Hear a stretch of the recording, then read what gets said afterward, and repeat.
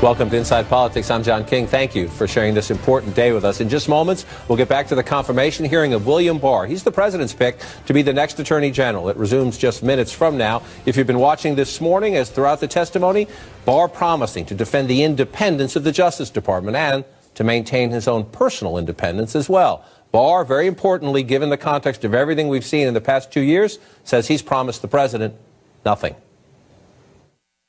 President Trump has sought no assurances, promises, or commitments from me of any kind, either express or implied, and I have not given him any, other than that I would run the department with professionalism and integrity. As Attorney General, my allegiance will be to the rule of law, the Constitution, and the American people. This is how it should be, this is how it must be, and if you confirm me, this is how it will be. Democrats and even many of the Republicans, of course, concerned first and foremost, how would an Attorney General Bill Barr handle the Mueller investigation? Well, if the president is watching, I might have been a bit surprised to learn his nominee disagrees with him about a lot of things, including ex-Attorney General Jeff Sessions' decision to recuse himself and about a few aspects of the special counsel investigation. I don't believe Mr. Mueller would be involved in a witch hunt. Do you believe that Attorney General Sessions had a conflict because he worked on the Trump campaign? I'm not sure of all the facts, but I think he probably did the right thing recusing himself. The Democrats are going to keep pushing throughout the day for more specifics, but Barr pledged that if confirmed, he'd allow Mueller to complete his investigation. Barr also promising very clearly and repeatedly not to allow any improper political or White House interference with Mueller's work. He said he would support releasing Mueller's findings to Congress and the public as much as he could, he said, within the law and the regulations. And he said the president would not get a chance to correct Mueller's report before any public release. With me at the table to share their reporting and their insights, our senior political reporter, Nia Malika Henderson, senior justice correspondent, Evan Perez, justice reporter, Laura Jarrett, and chief legal analyst, Jeffrey Toobin. Number one, we'll see what happens this afternoon. It's like anything. You get this break. Everybody resets. They go into the room and plot strategy. But Bill Barr helped himself this morning, without a doubt. The Democrats have the big questions about Mueller. Any openings? I mean, there are 53 Republicans in the Senate, so I mean, he's in anyway. He's going to get confirmed in any case. But I thought he was a very impressive witness. I mean, he was plain spoken. He didn't, try to hedge in any obvious way. I think one area where I think the more aggressive Democrats are going to try to take him on is about the report and the public release of the report, because he said, I will make it public to the extent I can, that being the weasel word. And I think the issue of how much the president will be allowed to cite executive privilege to keep stuff secret, that's something I expect some of the senators will want to explore. But other than that, I mean, in terms of Mueller's independence, it's hard to imagine he could have given any more strong. If you trust Barr and if you know Barr, and some of the senior Democrats do know him, it'll be interesting to see how they vote, because they like him, they respect him, they know him socially around town, they've known him for 30-plus years. They're thrilled to have an adult at the Justice Department. They face pressure from their base to vote no. But if you like and respect Bill Barr, you heard that as, I'm going to get the Mueller report, read the law, read the regulations, and release as much as I can. If you believe he's got a secret deal with the president, you take that as he's going to go through the regulations with a fine-tooth comb and release as little as possible. Right. I think there's a lot of skeptical people out there, people who obviously are not fans of the president, who believe that Barr was brought in essentially to manage the final phase of this investigation. And look, I mean, I think he will have a lot to decide on. I mean, it's going to be a lot of up to his interpretation of those regulations. One of the things that really surprised me today was the fact that, for all of the positioning by the Democrats over this memo that he wrote, this 19-page memo that he wrote, sort of opining on whether or not Mueller had the right to investigate the president on obstruction of justice, he kind of emerged unscathed in the questioning.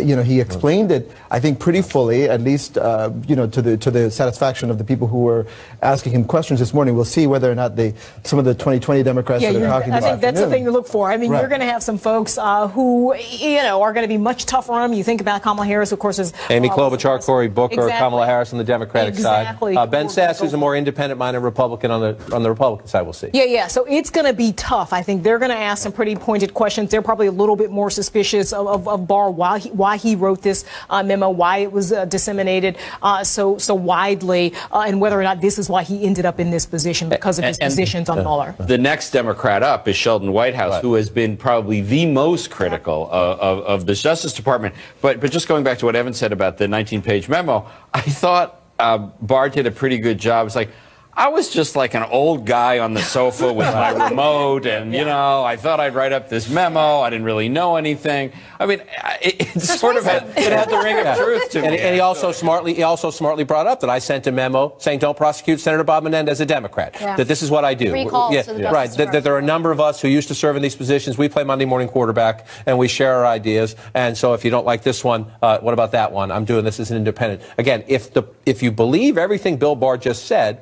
my question is, will the president come to regret this pick? We know what Jeff Sessions went through for 2 years. The president said you should never have recused yourself. We know James Comey ultimately got fired. We know what Rod Rosenstein, currently the number 2, has gone through. And that was one of the questions for Democrats to Bill Barr, 68 years old, former attorney general in the George H.W. Bush years, a distinguished career in the law. He's made a lot of money in the business. Why, with children and grandchildren, why in the world would you come back in? Bill Barr saying, I actually think I'm the right guy for this job because I don't have a political future. I don't have to listen when the president tweets. Dick Durbin, the exchange came up, the word was, will you be bullied? I am not going to do anything that I think is wrong, and I will not be bullied into doing anything I think is wrong by anybody, whether it be editorial boards or Congress or the president. I'm going to do what I think is right. Interesting to hear that answer, because I want to go back in time. He was asked by the Democrats, this time the president asked you to be attorney general. There was an earlier time back in 2017 where the idea was, do we want Bill Barr to join our private defense team, helping to fight back against the special counsel investigation? And listen to Bill Barr describing the moment where he's being rushed into a brief meeting with the president of the United States. He sees the staff waiting around. They have important business to do at the White House. What does the president ask right off the top? It was a very brief meeting where essentially the president wanted to know, he said, oh, you know Bob Mueller. How well do you know Bob Mueller? And I told him how well I knew Bob Mueller and how, the Barrs and Muellers were good friends and would be good friends when this is all over and so forth. And he was interested in that, wanted to know, what I thought about, Mueller's integrity and so forth and so on. And I said, Bob is a straight shooter and should be dealt with as such. And he said something to the effect like, so are you envisioning some role here? And I said, actually, Mr. President, right now I couldn't do it. So he asked me for my phone number. I gave it to him, and I never heard from him again until... Well, I tried that once. So you did better. Well, I didn't hear from him until, later. If you don't remember the history of the 2016 primary, go back, just Google or any search engine you got, President Trump, Lindsey.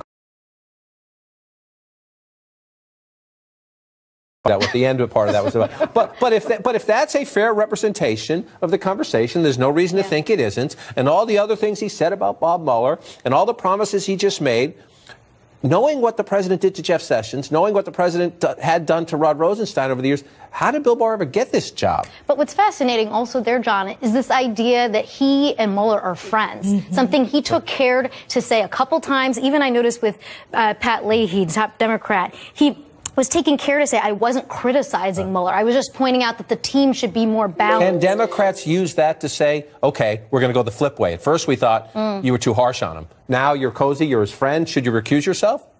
Yeah, I think some of them will do that. They'll try. Yeah, they'll try. Is there anything in the regulations? No. It's totally up to him. You think they'll say try to say maybe you're too cozy to Bob Mueller, and that's why you should recuse yourself. I think Democrats are going to try everything to try to get him to recuse himself. You've heard them already say that even before this hearing, and he's plainly said he doesn't think. But how many times have we heard the president say that Comey and Bob Mueller are best friends? They're not. That's not true. But he's tweeting about it. He's using it, raising it as a so-called conflict. But the fact that Barr and Mueller are actual friends doesn't seem to be an issue. Can we underline one small thing?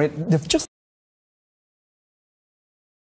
the fact that someone is describing a conversation with the president. By the way, how many people have we seen in these hearings who refused to talk about what they had a conversation with the president about. So here's Bill Barr really setting a new tone. Perhaps we're going to get a lot of information. And remember the joke with Lindsey Graham saying, "Do you think the president's a one-pager?" Meaning you give the president less information. I think the president may be learning a bit about his nominee for Attorney General that maybe he didn't understand about his depth and his history. But we'll just see as this one goes out. We're going to take a quick break. When we come back again, we're waiting for the hearing to resume, the confirmation hearing of William Barr to be the next Attorney General of the United States. You see the hearing room right there up on Capitol Hill. We'll be right back.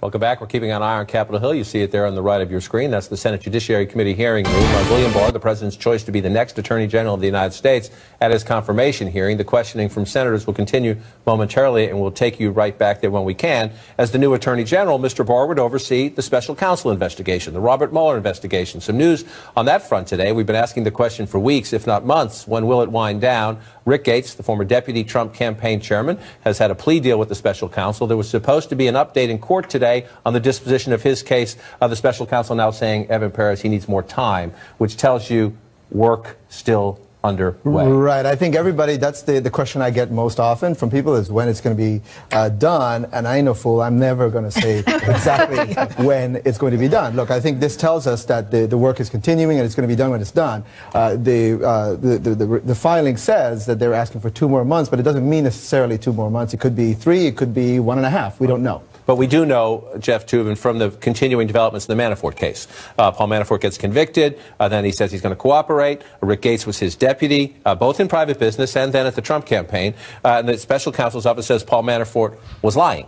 He's promised to cooperate, and he kept lying. And part of their evidence is about stuff that happened during the campaign, including sharing polling information with some Ukrainians close to Russia that Rick Gates was involved in. Therefore, so you have some evidence on the public record that Rick Gates remains an important cooperating witness. That's true, but in the brief item that was filed by the Mueller office today, they said several investigations, which at least suggests, doesn't say, that it's not just Manafort. Right. It could be people who haven't been charged yet. He was deeply involved in the Trump inauguration. We know that that is an area that's under some scrutiny. Right. That's just one. So I mean, you know, there seems to be this somehow consensus that, you know, Mueller's wrapping up, Mueller's almost done.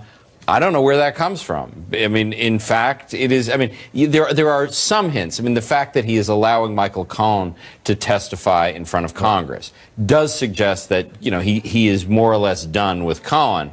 But you know, that's he's not the only witness in this case. We don't know. We don't know how broad the portfolio is. Therefore, he might be done with Chapter A or Subject A. We have no idea. And the grand jury's been extended. Grand jury's been extended. And we still have the mystery case before the Supreme Court. And the Michael Flynn sentencing was delayed because the judge was quite skeptical. You're sure you want to do this at this moment? Which, to get back to where we are today, so you're the new choice to be the president's attorney general. You will oversee Robert Mueller. You've described him as a friend. You know what the president of the United States did to his first attorney general, Jeff Sessions, for 1.5 years. Essentially belittling him, ridiculing him, undermining him at just about every turn and attacking the Justice Department. The Gates continuance, the Flynn continuance, the investigation continues. You see the members coming back into the room. Bill Barr was asked the question, do you see any circumstances, especially as pressure came from the White House, where you would fire Bob Mueller? Are there any circumstances that would cause you to terminate the investigation or any component of it, or significantly restrict its funding? Under the regulations, Bob Mueller could only be terminated for good cause, and frankly, it's unimaginable to me that Bob would ever do anything that gave rise to good cause. But in theory, we'll go take you right back to the live hearing right now. This is my first chance at a committee hearing to congratulate you on taking the gavel here. We worked well together when you were chairman of the Crime and Terrorism Subcommittee, and I hope that that will continue here. Mr. Barr, welcome. Did you make it a condition of taking this job that Rod Rosenstein had to go? Just to be clear, so we're not bandying words here, did you request or signal or otherwise communicate in any way that you wanted Rod Rosenstein to go? No, the president said that the decision on the deputy was mine. Anything I wanted to do on the deputy was so fine. We will find no William Barr fingerprints on Rosenstein's departure? No, Rod and I have been talking, about his plans.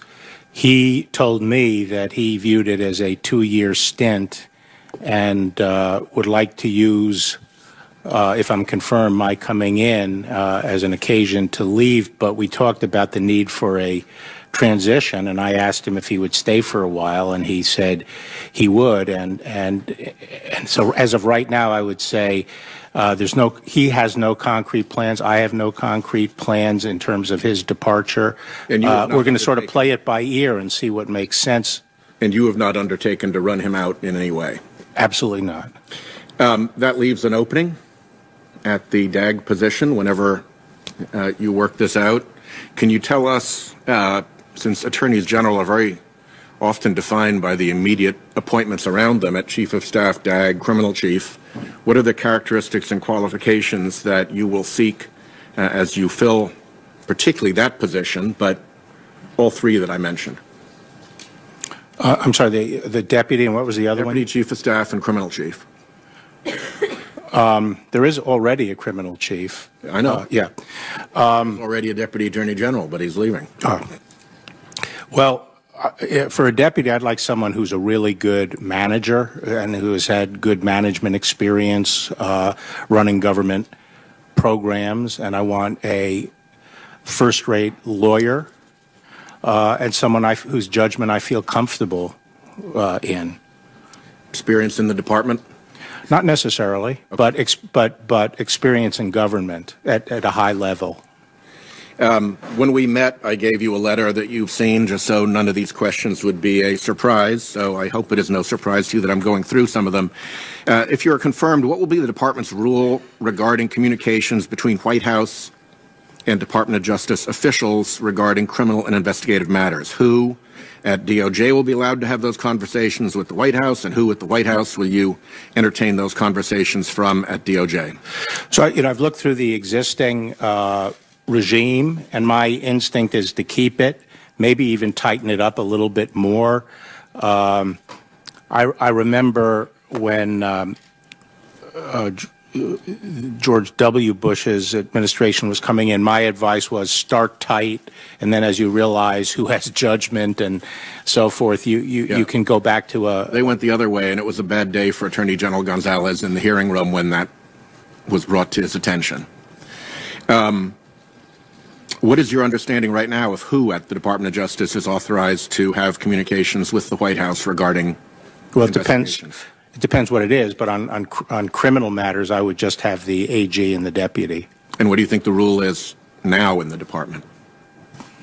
I think that's what it is. Okay. So if the reports are true that as Chief of Staff,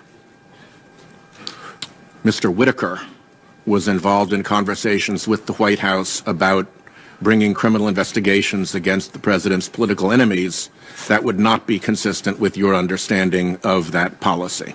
Well, it would depend upon, what his understanding is with the Attorney General. Well, the Attorney General was recused, so hard to step into the shoes of a recused Attorney General on that matter, right? Well, I don't know what the communications related to. I'm not really sure what you're talking about. Okay.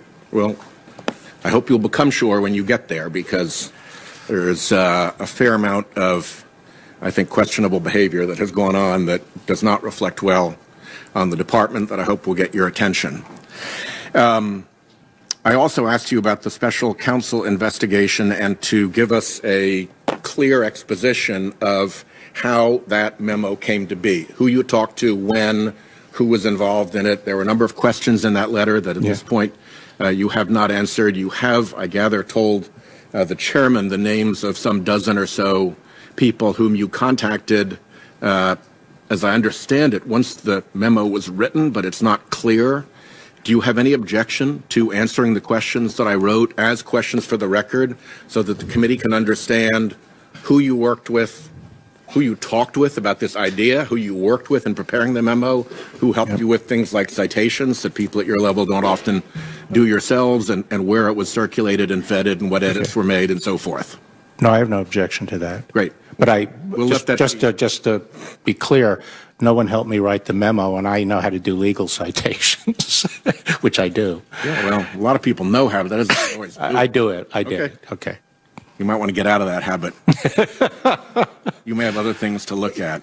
I'd like to have some fun in life. If you think citations are fun, you're not going to have the problem some other nominees have had. My letter to you also asked about the Bork order that set out a series of protections for the then independent counsel operation. Do you have any objection to any of those rules or principles applying, and should we see those rules and principles, which I gave to you then, as being more or less adopted into the statement that you made earlier about your protection of the Mueller investigation from political interference? I looked at them. I think the current regime is what I'm happy with. In other words, I wouldn't change the current rule. Those rules were put in place at the end of the Clinton administration, and sort of, I think, reflects the back-on-back experience of the Reagan-Bush years and then the Clinton years, and then sort of Justice Department's thinking under the Clinton administration as to how to balance all the equities, and I think it's working well.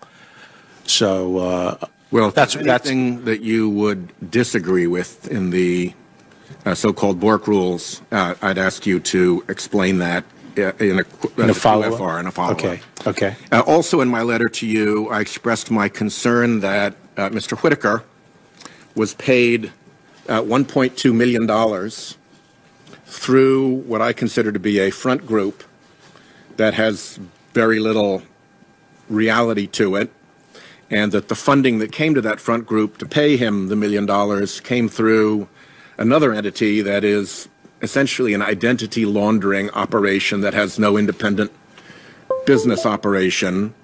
And the result of all of this is that somebody out there arranged to get over $1 million to Mr. Whitaker, and we have no idea who that somebody is.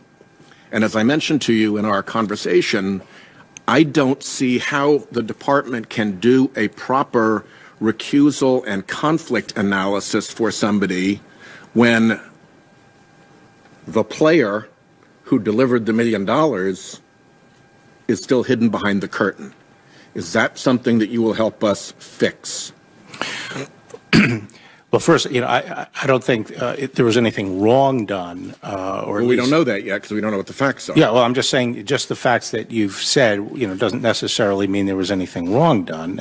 What you're saying is that if the ultimate financial backers are behind some entity and the current ethics laws require only the reporting of the entity, you're not really sure where the money is coming from. And that, I think that raises a very interesting point that I think I would like to review with the ethics people and experts and even OGE to talk about that, because the more I thought about it, the more I thought that the trick is going to be deciding what kind of entities and how far back you go, because that can be said of a lot of different kinds of entities. Yeah. And sometimes you have first that if the department's money laundering folks looked at this operation, they would see it as almost amateurish and simple and something quite easy to penetrate, and it would be quite easy simply to ask Mr. Whitaker what he knew, to ask whoever is still at FACT, if it even has any existence with Whitaker's departure, what they knew, and to ask Donors Trust to cough up the identity of the donor, and then you can do your homework. And if they refuse to do that, nothing guarantees anybody a job at the highest levels of government who's not willing to provide those disclosures. Well, as I said, one of my first considerations always is where do you draw the line, and also what are the implications for other kinds of entities? Because there are membership groups and First Amendment interests, and you don't want to disclose memberships and who's. And my point was, I think if your money laundering folks took a look at that, they'd be able to help show that this is something that looks a little bit different than that. My time has expired, and see you in the second round. Thank you, Senator Sass. I believe Senator Ernst is filling in for Senator Cruz next. Thank you, Chairman. Okay with me. Thank you. Mr. Barr, I want to commend you for stepping forward. Thank you very much. And I want to say thank you to your family as well for being so supportive in this endeavor. I'm really pleased to have all of you here, so thank you for doing that. Mr. Barr, later this month, I do plan on reintroducing Sarah's Law, which is a bill that would require the detention of illegal aliens who have been charged with a crime that resulted in the death or serious injury, bodily injury of another person. Now that sounds pretty common sense, but I'll give you a little background. This bill is named after Sarah Root. She was a resident of Council Bluffs, Iowa, and Sarah was killed by an illegal alien who was driving drunk. And that alien had a blood alcohol content of more than 3 times the legal limit, yet he was allowed to post bond and has not been seen since. It's important to me that Congress act to close these loopholes in our immigration system and do better to enforce the laws that are already existing on the books. And I know that Attorney General Sessions, he had a real passion for this, and he had a strong record of trying to make sure that we're correcting wrongs in the system. How do you, as Attorney General, plan on making sure that we are restoring the rule of law in our immigration system? Well, first, that sounds like a very commonsensical bill and something that I would certainly be inclined to support. I think one of our major problems, as the President says, is that the immigration laws just have to be changed and to provide sensible and common sense ways of processing immigration and claims of asylum. Right now, this goes all the way. This goes back 27 years. We were facing exactly the same kind of problem, maybe on a smaller scale. But Congress has to, where people are abusing the asylum system, coming in, they're being coached as to what to say, and then once they come in, we don't have the facilities to keep them, and they're released into the population. And this was a big abuse, as I say, 27 years ago, and it's gotten worse. So we need to change the laws to stop that kind of abuse and enable us to run a lawful immigration system where we process people into the country who are entitled to come into the country, and we keep out those that are flouting our laws. And it's long overdue. And the President is right that until we're able to do that, we're just not going to be able to get control over illegal immigration, and it creates a lot of unsafe conditions for many people. Absolutely. And I appreciate your thoughts on that. This is a very important issue. I think all of us understand that immigration is so vital to our country, but it has to be done in the right manner. And for those that are causing bodily injury and death to those here in the United States, we want to make sure that they are brought to justice. And in this case, that illegal, undocumented was not brought to justice. And I feel a lot of empathy for that family. I'll move into another situation that's really important to Iowans. According to the U.S. Department of Health and Human Services, after drug dealing, human trafficking is tied with arms dealing as the second largest criminal industry in the world. And it generates about $32 billion each year. The Department of Justice has said that 83% of sex trafficking victims identified in the United States are U.S. citizens, with the average age of a victim being between 12 and 14 years. 12 and 14 years. Since 2007, there have been over 300 cases of human trafficking in Iowa alone. And Iowa is a very rural state.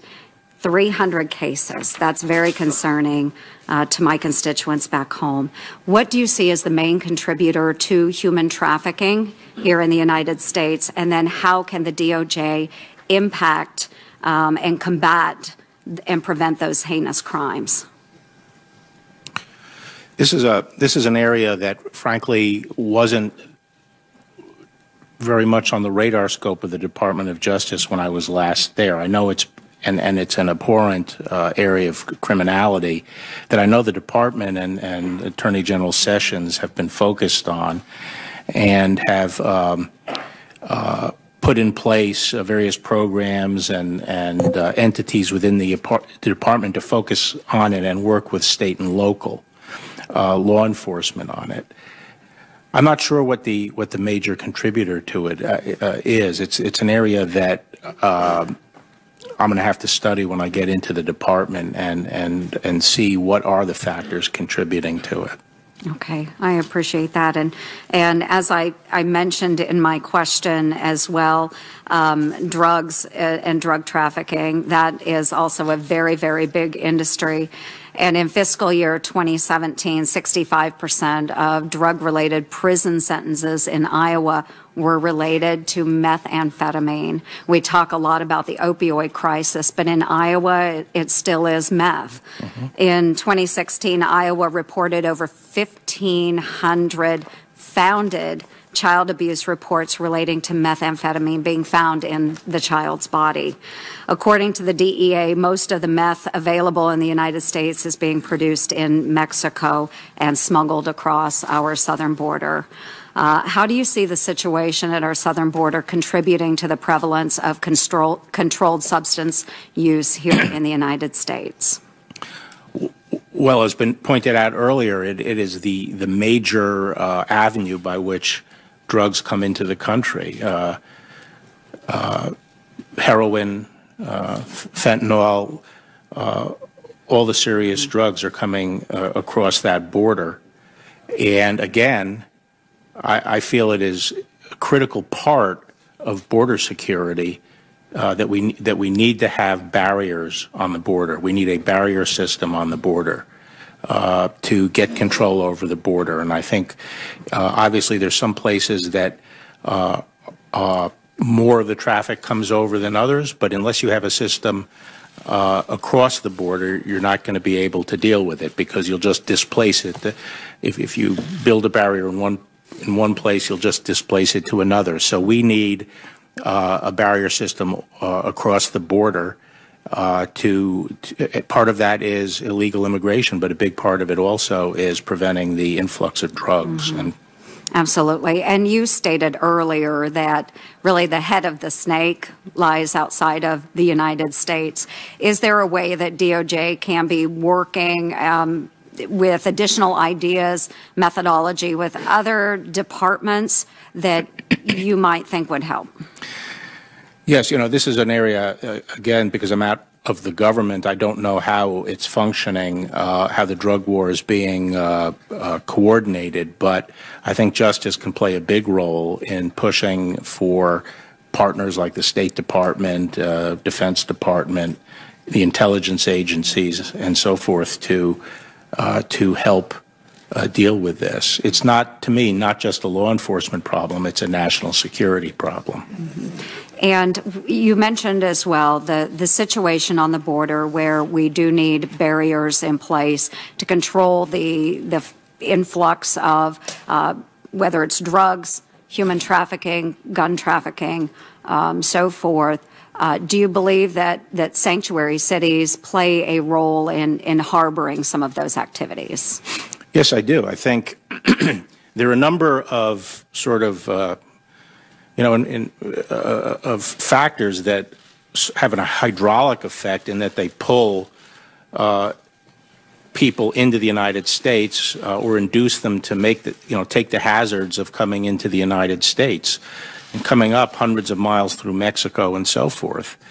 And things like sanctuary cities where they feel that they'll be able to come up and hide and be protected is one of those factors that I think is irresponsible because it attracts the illegal aliens coming in.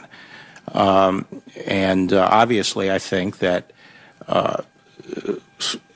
the main problem with sanctuary cities is that they're not giving us information about criminals that they have in their custody. This is not chasing after, families or anything like that. This is going after criminals who the state local law enforcement have in custody, and not allowing us to take custody of them and get them out of the country. That's the problem with Sanctuary City. Correct, which could be the situation with Edwin Mejia, who killed Sarah Root. So we would love to see that young man brought to justice. Thank you very much for your time. Thank you. Well, just follow up on that, Senator Klobuchar. Don't count this against her time. So you're saying that you want access to people who've committed crimes or accused of committing crimes outside of a status violation. Is that what? That's right, Senator. Okay. Senator Klobuchar. Thank you. Thank you, Mr. Barr. I take it as a positive that your grandson has gotten out a pen and a pad of paper to take notes during my questions. I am also impressed by your daughters and that they all chose to go into public service. But as you know, employees at the Justice Department now are either furloughed or they are working without pay. And I have talked to a number of them at home, and it's an outrage. Very briefly, what do you have to say to them? I would like to see a deal reached whereby Congress recognizes that it's imperative to have border security, and that part of that border security, as a common sense matter, needs barriers. And you're aware that in the comprehensive Senate immigration bill that we passed, there was literally billions of dollars for border security back in 2013? I'm generally aware of that. And that also we had an agreement earlier last year which would allow the Dreamers to stay legally, that also had money for border security? The point is, we need money right now for border security, yes, well, including barriers and walls and slats and other things, anything that makes sense in different areas of the border. Okay, in different areas. That's a good point. So President George H.W. Bush said back in 1980 that he didn't want to see 6- and 8-year-old kids being made to feel that they're living outside the law, and you were his Attorney General. He also said that immigration is not just a link to America's past, but it's a bridge to America's future. Do you agree with those statements?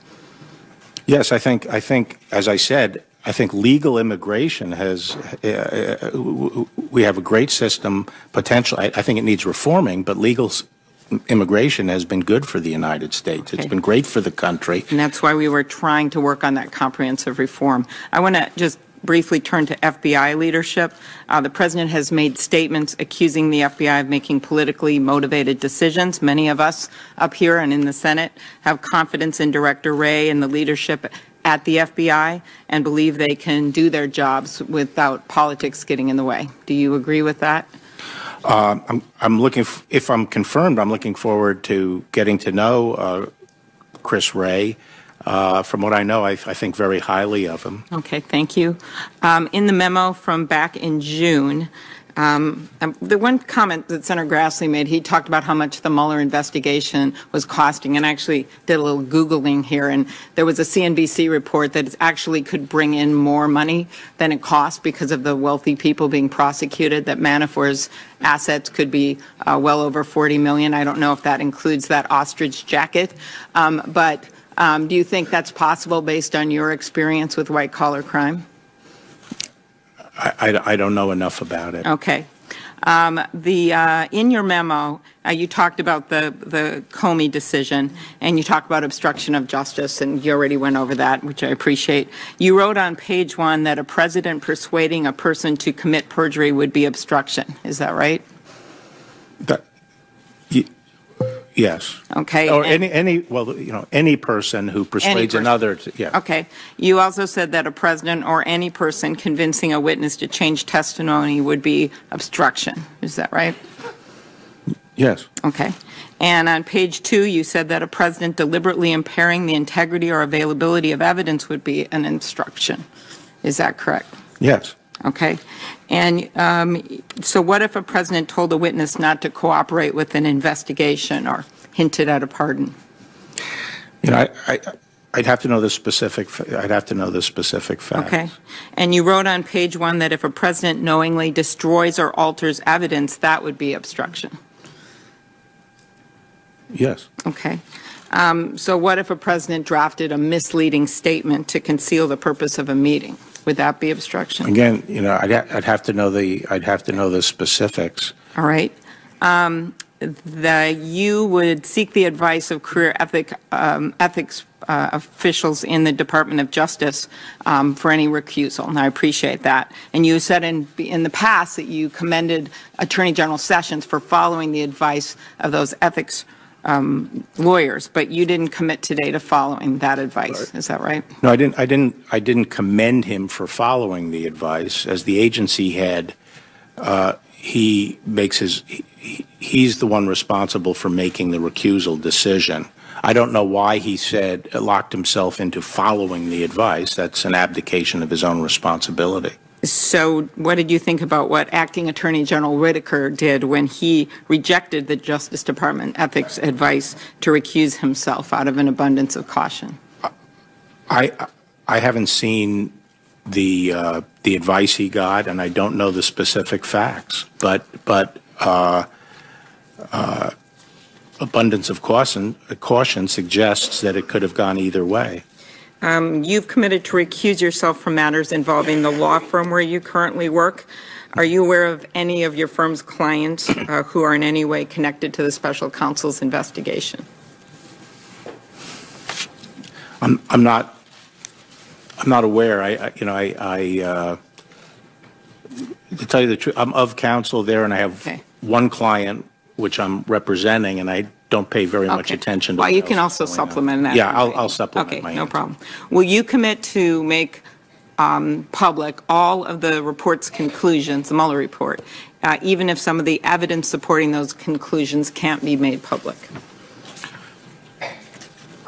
That certainly is my goal and intent. It's hard for me to conceive of a conclusion that would run afoul of the regs as currently written, but that's certainly my intent. Secure elections, you and I had a talk about that in my office. Do you think backup paper ballots are a good idea? This is a bill that Senator Lankford and I have introduced, and with Senator Graham and Senator Harris. Yeah, I don't know what's a good idea, what's a bad idea right now, because I haven't gotten into this area, but... Okay, well, I'll just tell you backup paper ballots is a good idea. Okay. And we can talk about it later, as well as audits along the lines of voting. State election officials in North Carolina, as you know, contacted the Justice Department about the integrity of their elections. The Justice Department may have failed to take action in a timely manner. What steps would you take to make sure these failures don't occur again? Not specifically with respect to North Carolina. You're talking generally. Mm-hmm. Yeah.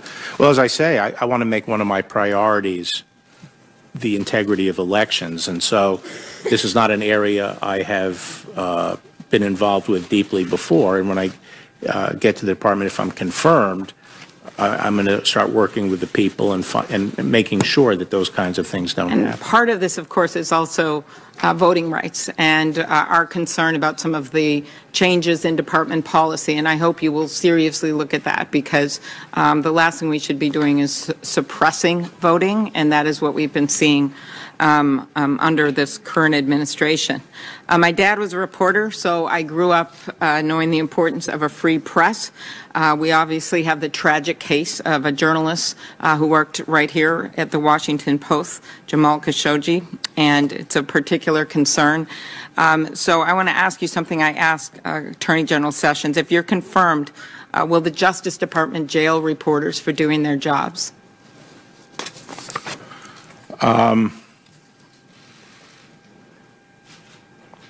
I think that, I know there are guidelines in place, and I can conceive of situations where, as a last resort, and where a news organization has run through a red flag or something like that, knows that they're putting out stuff that will hurt the country.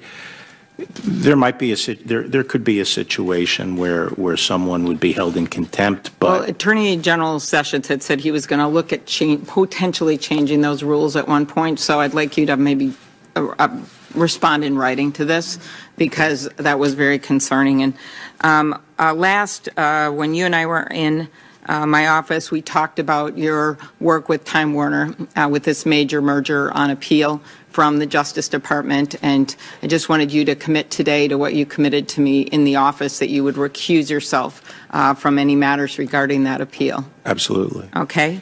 And as you know, you were on the board of Time Warner at the time, and you signed a sworn affidavit questioning whether the Justice Department's decision to block the merger was politically motivated, given, and this is from the affidavit, the President's prior public animus towards the merger.